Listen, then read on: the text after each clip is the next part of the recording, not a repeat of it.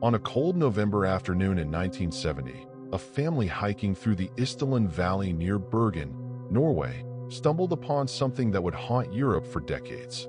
Nestled between rocks, partially burned and surrounded by the smell of gasoline, lay the charred body of a woman. There were no signs of a struggle, no identification, and no witnesses.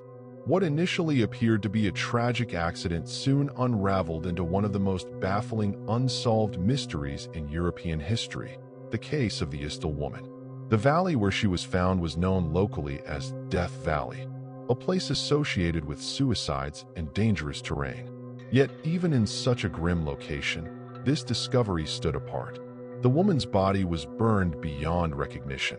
Her face was unidentifiable, her fingerprints damaged, and her clothes carefully arranged around her, as if staged. Nearby lay empty sleeping pill containers, a bottle of alcohol, and her belongings deliberately placed in a manner that suggested intent rather than chaos. Norwegian police were called immediately. From the moment investigators arrived, they sensed something was deeply wrong. This was no ordinary death. The autopsy revealed chilling details. The woman had ingested between 50 to 70 sleeping pills, far more than a lethal dose. However, the burns on her body suggested she had been alive when the fire started. Traces of gasoline were found on her clothes. Carbon monoxide in her lungs confirmed she had inhaled smoke before death. It was unclear whether this was suicide or something far more sinister.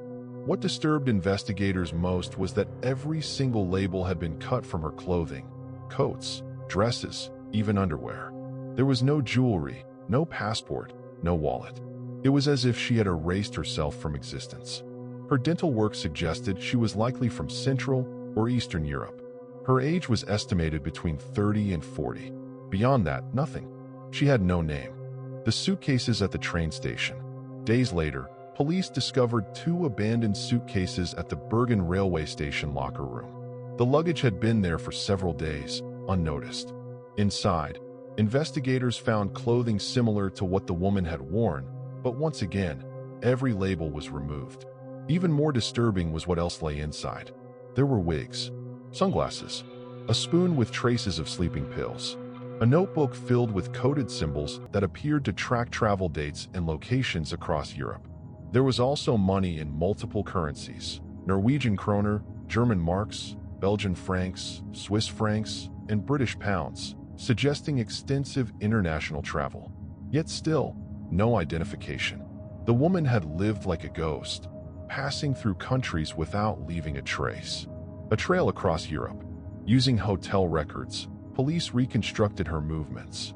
She had stayed in numerous hotels across Norway under at least 8 different fake names, each time claiming a different nationality: Belgian, French, Dutch, and sometimes even using German accents.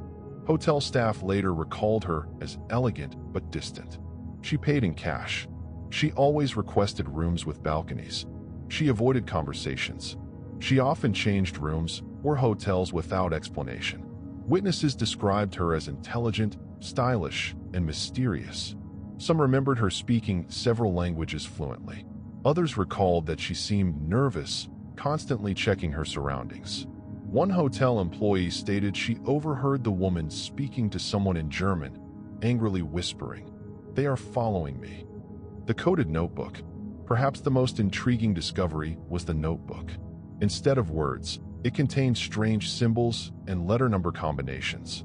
After weeks of analysis, investigators realized the code represented dates and cities: Oslo, Paris, Hamburg, Geneva, and more. This confirmed she had traveled extensively throughout Europe in the late 1960s. But why? Who was she meeting? What was she hiding from?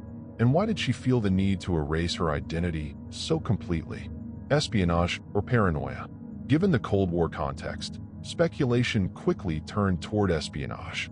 Norway, a NATO member bordering the Soviet Union, was a strategic hotspot for intelligence operations. Bergen itself housed naval bases and military installations. The woman's behavior, multiple identities, coded notes, wigs, constant travel, and fear of being followed, matched the profile of a spy. Some witnesses even claim to have seen her accompanied by well-dressed men in European cities. Others recalled her suddenly changing routes or hotels, as if evading surveillance. However, no intelligence agency ever claimed her, and no government acknowledged her existence. Strange witness accounts. Several hikers reported seeing a well-dressed woman walking through Isdal Valley days before her death, not dressed for hiking, but wearing city shoes and a coat. One witness recalled seeing two men following her at a distance. Another claimed to hear a scream echo through the valley around the time investigators estimated her death. Yet none of these accounts could be conclusively verified. A carefully chosen death site, Isdal Valley was remote, rugged, and rarely patrolled. If suicide was her intent, she chose a place where she would not be easily found. If murder was involved, it was the perfect dumping ground. But the way her belongings were arranged, neatly placed, not scattered, suggested planning. Why would a woman intent on suicide remove all identifying information beforehand? And why go to such lengths to conceal her past? The official conclusion. In 1971, Norwegian authorities officially ruled the case as suicide. The reasoning was simple: sleeping pills, alcohol, gasoline, and isolation. Yet many investigators quietly disagreed. The lack of fingerprints, the erased identity, the coded notebook, the multiple passports that never existed. Too many questions remained unanswered, an ending without closure. More than 50 years later, the Isdal woman remains unnamed, her past unknown, her motives forever hidden. She rests in an unmarked grave in Norway, known only by the place where her body was found. No family has ever come forward. No records match her trail. No truth has surfaced. Only silence. And perhaps that is how she wanted it. Or perhaps someone made sure of it. Final words. The Isdal woman's case is not just a mystery. It is a reminder of how easily a life can disappear without explanation. In a world filled with records, surveillance, and data, she remains invisible. A woman without a name. A life without a past. A death without answers. And a mystery that refuses to die.